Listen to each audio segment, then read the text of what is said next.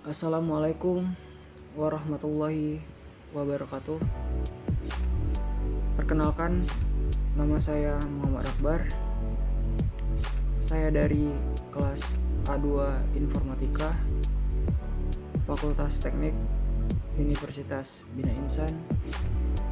Baiklah, jadi langsung saja kita mulai. Di sini saya akan menjelaskan spesifikasi yang terdapat pada laptop saya, yaitu laptop Asus VivoBook A1404ZA. Di sini prosesor yang saya gunakan yaitu adalah Intel Core i5-1235U atau seri U atau Intel Core i5 generasi ke-12. Lalu juga di sini saya menggunakan instalasi RAM yang 8GB dan juga Windows dengan versi Windows 11. Nah, jika kita ingin melihat yang versi lebih lengkapnya lagi, kita bisa membuka Task Manager. Pada Task Manager ini kita bisa melihat ada proses, ada performance, ada app story, startup, apps, user, detail, dan service. Nah, di sini kita lihat pada bagian performance dan pada bagian CPU yang digunakan sekitaran 9 atau 10% dengan 1,5 GHz. Dan di sini untuk speednya 1,64 GHz, prosesor 219, RISC-2747 dan yang lain-lainnya. Bisa kita lihat di sini pada bagian memori. Di sini yang digunakan sekitar in-use cache atau kompres adalah 6GB dan 148 megapiksel. Dan ini pada bagian RAM ya, RAM-nya adalah 8GB. Dan di sini bisa kita lihat pada bagian disk C dan disk D itu 526GB, tapi di sini kapasitasnya yang tersedia karena kan sudah terpakai oleh sistem jadi 477GB. Di sini WiFi yang saya gunakan WiFi atau saya menggunakan RQT, dan ini adalah IP4 addressnya dan IP6 addressnya ada juga. Untuk GPU-nya saya menggunakan Intel UHD grafik. Kita juga bisa menggunakan GPU Z kalau kita ingin melihat spesifikasi yang ada pada laptop kita.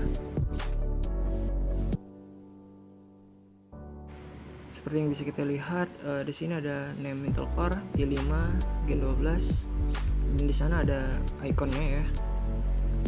Dan di sini terdapat ada kode name, package, teknologi, spesifikasi dan yang lain-lain. Pada cache-nya bisa kita lihat ada L1 data, L1 instant, level 2 dan level 3.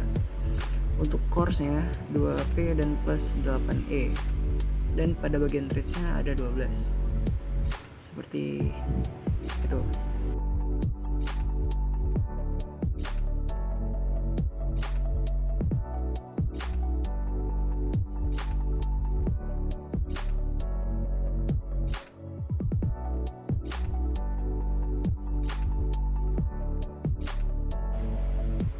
Pada bagian memori, di sini saya menggunakan memori yang bertipe DDR4 dan size-nya 8GB.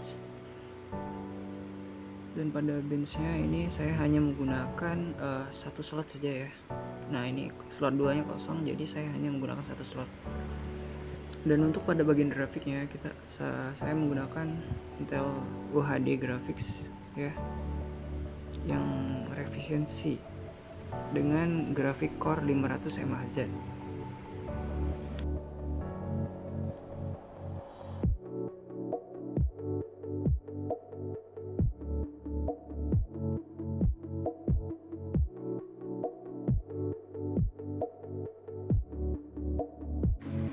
Berikut adalah rangkuman yang telah saya rangkum atas laptop saya sendiri, yaitu Asus VivoBook A1404ZA.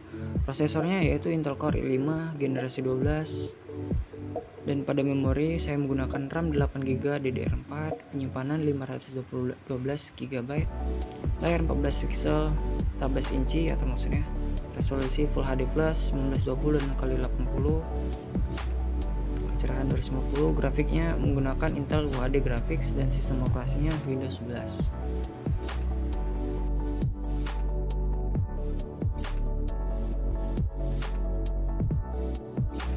Oke, langsung saja kita masuk ke latihan pertama atau tugas pertama, yaitu hitunglah jumlah instruksi yang dapat diproses CPU dalam 1 detik untuk beban kerja 80%. Di sini saya menggunakan contoh yaitu laptop saya sendiri ya.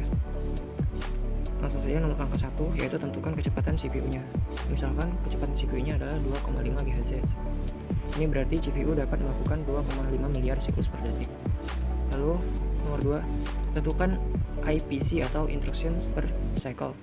Misalnya CPU dapat memproses 4 instruksi per siklus. Ini adalah nilai yang umum untuk banyak CPU modern. Lalu langkah yang ketiga yaitu hitung jumlah siklus dalam 1 detik. Untuk menghitung jumlah siklus dalam 1 detik, seperti rumus yang telah saya uraikan di atas. Langkah yang keempat yaitu hitunglah jumlah instruksi yang dapat diproses dalam 1 detik. Seperti langkah yang telah saya uraikan di atas. Langkah yang kelima mempertimbangkan beban kerja 80%.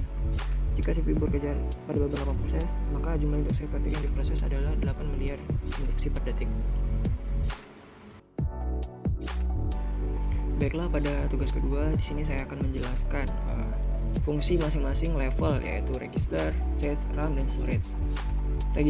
Register adalah memori kecil yang terdapat di dalam CPU untuk menyimpan data dan instruksi yang sedang diproses.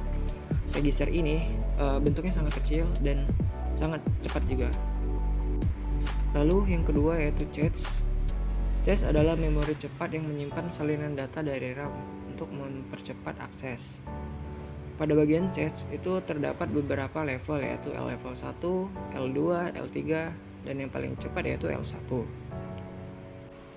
Pada tingkatan yang ketiga yaitu terdapat RAM atau Random Access Memory. Adalah memori utama untuk menyimpan data dan program yang sedang berjalan. Memori ini bersifat volatil atau data hilang saat daya dimatikan.